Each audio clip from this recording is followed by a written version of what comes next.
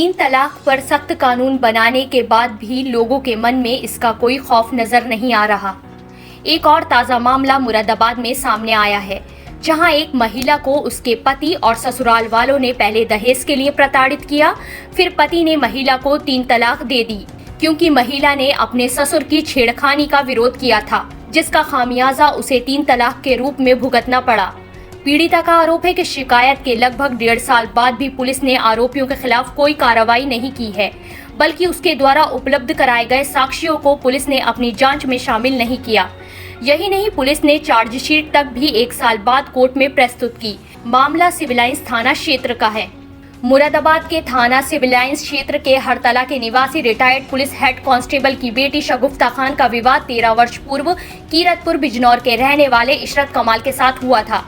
शगुफ्ता का आरोप है उसकी शादी में उसके पिता ने 15 लाख रुपए से ज्यादा खर्च किए थे, किंतु उसका पति और ससुराल वाले एक कार की मांग और कम दहेज को लेकर उसे लगातार प्रताड़ित करते रहे, किंतु अपनी शादीशुदा जिंदगी को बचाने के लिए वो सब कुछ सहती रही। ससुरालियों की मारपीट से उसका गर्भपात भी हुआ। शगुफ्ता का आरोप है कि इसी दौरान उसके ससुर ने उसके साथ दुष्कर्म का भी प्रयास किया, जिसका विरोध करने पर और अपने मायके वालों से इस हरकत की शिकायत करने की कहने पर उसके पति और ससुरालियों ने उसे बुरी तरह मारा पीटा और 5 अप्रैल 2021 को उसके पति ने उसको विवेकानंद अस्पताल के पास लाकर 3 तलाक दे डाला। उसके बाद से उसकी रिपोर्ट कप्तान के आदेश पर बामुश्किल दर्ज हुई। रिपोर्ट दर्ज होने के बाद भी उसकी मुसीबतें कम नहीं हुई हैं। शगुफ्ता का कहना है कि जांच के दौरान जांच अधिकारी ने उसके द्वारा उपलब्ध कराए गए सबूतों को जांच में शामिल नहीं किया, बल्कि चार्जशीट भी 1 साल से ज्यादा समय बाद लगाई। आरोपी आज भी खुले घूम रहे हैं। कोर्ट के आदेश के बाद भी आरोपियों के पासपोर्ट जमा नहीं हुए हैं और आरोपी विदेश यात्राएं कर रहे हैं। साथ ही उसके परिवार को धमकियां दे रहे हैं।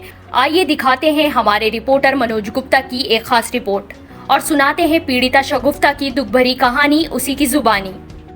मैं इस टाइम मायके में रहती हूँ। ससुराल से मुझे विवेकानंद के पास आकर मेरे हस्बैंड ने तलाक दे दिया था, जिसकी मैंने रिपोर्ट दर्ज करवाई थी और रिपोर्ट दर्ज करवाने के बाद 1.5 साल बाद मेरी चार्जशीट लगी है। और मेरे हस्बैंड ने जब मुझे छोड़ा था नु गई थी, पुलिस मेरी जेब में है, जो तुझसे हो सके वो कर ले, तो हमारा कुछ नहीं बिगाड़ सकती। वही काम है। मैं 1.5 साल से मैंने कोर्ट कचहरी के चक्कर नहीं, कोई सा अधिकारी मैंने नहीं छोड़ा जहां मैं जिस दरबार पर नहीं गई एप्लीकेशन लेकर, लेकिन मेरी कोई भी सुनवाई नहीं हुई। मैंने अपने आईओ को अब सबूत ला के दिए। मेरे आईओ ने वो चार्जशीट में नहीं लगाया, उनके सबूत सब चार्जशीट में। दोनों आईओ को उन्होंने पैसे दे दिए थे, जो 1.5 साल में मेरी कोर्ट गई है। पहली तारीख पे वो नहीं आए, दूसरे फिर उन्होंने अग्रिम जमानत ले ली कि मैंने तलाक नहीं दी। जब उन्होंने मुझे तलाक नहीं दी तो 1.5 साल में वहाँ से कोई मुझे क्यों नहीं लेने आया। जब मैं झूठ बोल रही हूँ तो वहाँ से फिर मेरे हस्बैंड ने दूसरा निकाह भी कर लिया इस बीच में। अब मैंने एक लड़का गोद लिया था, उसे वो छीन के ले गए हैं।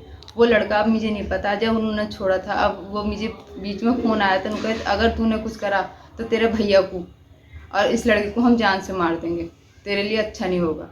मैंने वो बात अपने आईओ को बताई, मेरे आईओ ने उस पर भी कुछ नहीं कहा। वहाँ यहाँ तक कि वहाँ दबिश तक नहीं पड़ी है सही से। मैंने आईओ से पूछा, उन्होंने कहा हाँ हम तो बर्तन फेंक के आते तुम्हारे हिसाब से, ये करते वो करते। उन्होंने आईओ ने मुझे डांटा, दोनों ने। आईओ कौन थे? एक थे महेश कक्कड़ और महेंद्र राणा। मेरी शादी 2008 में हुई थी 20 अप्रैल को। अब मेरी शादी को इस 20 अप्रैल को 15 साल हो जाएंगे। 13 साल बाद मेरे हस्बैंड ने मुझे तलाक दे दी।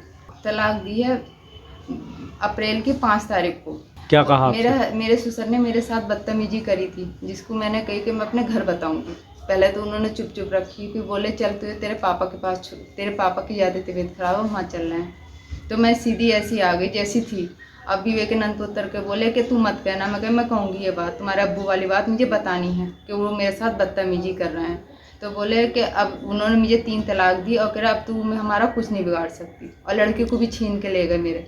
जो लड़का चारपाई पे पड़ा रहता है, बीमार है, वो मेरे बगैर नहीं रह सकता और उसका मुझे नहीं पता वो क्या है कैसा नहीं। यहाँ तक कि मैंने बीच में कॉल भी करी कि उस लड़के की फ़ोटो या वीडियो कुछ भेज दो या वो लड़का मुझे दे दो। उस लड़के का अभी कुछ नहीं पता चल रहा मुझे, मेरे लड़के का।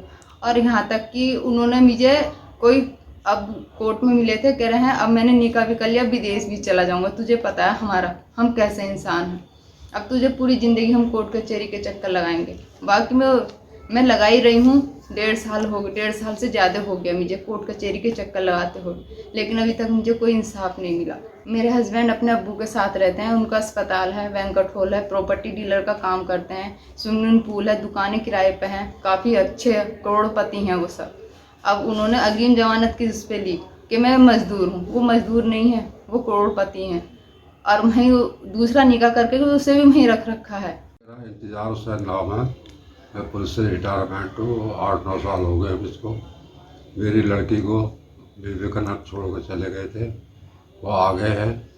भाई ये लेके आए, पता चला कि आपकी लड़की वहाँ पड़ी हुई है, तो लेके आए इसको मैंने गले लगाया।